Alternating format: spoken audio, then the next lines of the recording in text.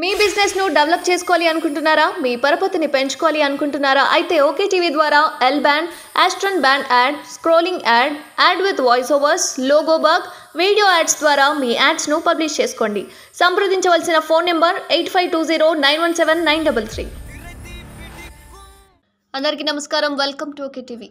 ఆధారాలు మాయం, భూ వ్యవహారాల ఫైళ్లు అదృశ్యం, ఎన్ఓసి ఓఆర్సి కాగితాలకు రెక్కలు, ధరణి భాగోతం బయటపడకుండా ఆఫీసర్లు జాగ్రత్తలు, ఎవిడెన్స్ దొరకకుండా చేసేందుకు కుట్ర, అక్రమాల నిరూపణకు కింది స్థాయి రిపోర్టులే కీలకం. ప్రగతి భవన్ నుంచి కంప్యూటర్లు ఎత్తుకెళ్లారు. నీటిపారుదల శాఖలోని ఫైళ్లు కూడా మాయం చేశారు. ఇప్పుడు ధరణిలోని పెద్ద స్థాయిలో జరిగిన లావాదేవీలకు సంబంధించిన పత్రాలు కూడా మాయం చేస్తున్నట్లు తెలుస్తోంది. పదులు వందల ఎకరాల్లో క్లియరెన్స్ ఇచ్చిన కేసుల్లో కరెస్పాండెన్స్ కాగితాలు కూడా కుట్ర చేస్తున్నట్లు సమాచారం. అక్రమాలు బయటపడకుండా, తాము ఇరుక్కోకుండా ఆఫీసర్లు ఇలాంటి చర్యలకు పాల్పడుతున్నట్లు తెలుస్తోంది.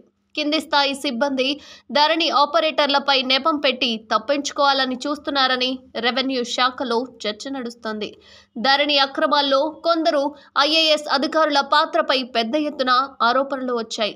అలాంటి అధికారులు కొందరు ఇప్పటికీ కీలక స్థానాల్లోనే ఉన్నారు. వారు గత ప్రభుత్వ హయాంలో వేల కోట్ల విలువైన సర్కారు భూములను సరైన ఆర్డర్లు లేకపోయినా దొడ్డిదారిన ప్రైవేటు వ్యక్తులు, కంపెనీలకు కట్టబెట్టారనే విమర్శలు ఉన్నాయి.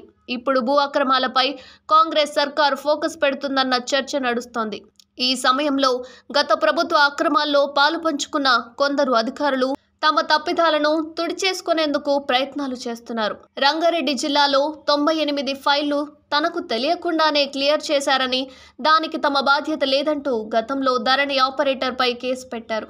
నిజానికి డిజిటల్ సంకేతం లేకుండా ఆ ఫైళ్లు క్లియర్ కావు. కానీ అక్రమాలు బయటపడతాయన్న నేపథ్యంలోనే అవుట్సోర్సింగ్ ఎంప్లాయీపై కేసు పెట్టారన్న ప్రచారం నడుస్తోంది. నిజానికి ఇందులో కలెక్టర్ పాత్ర ఎంత అన్న కోణంలో ఇప్పటికే దర్యాప్తు మొదలైందని సమాచారం. అలాగే శంషాబాద్ మండలంలో ఎలాంటి ఆర్డర్ కాపీలు లేకుండా 20 ఎకరాల బిలా దాఖలా భూములను క్లియర్ చేశారన్న ఆరోపణలు కూడా ఉన్నాయి.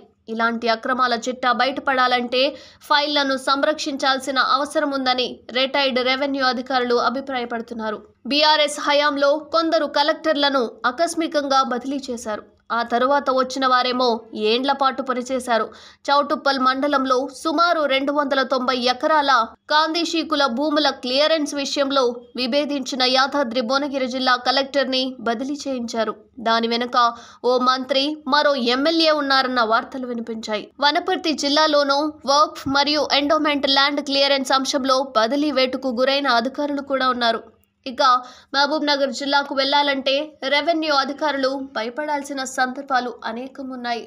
3-4 ఏళ్ల పాటు ఆర్డీఓగా పనిచేయడానికి ఎవరూ ముందుకు రాకపోవడం గమనార్హం. ఇక వరంగల్, ఆదిలాబాద్, ఖమ్మం, నిజామాబాద్, కరీంనగర్ అర్బన్ ప్రాంత శివారుల్లోనూ అనేక క్లియరెన్సులు చేశారు. కొందరు పెద్దల ఫైళ్లను క్లియర్ చేయకపోయినా రిజెక్ట్ చేసిన బదిలీలు కామన్ గానే మారాయి. రంగారెడ్డి, మేడ్చల్, సంగారెడ్డి జిల్లాలతో పాటు మిగతా అర్బన్ ఏరియాల్లోనూ ఎన్ఓసీలు, ఓఆర్సీలు క్లాసిఫికేషన్ మార్పులు చోటు చేసుకున్నాయని విశ్వసనీయంగా తెలుస్తోంది.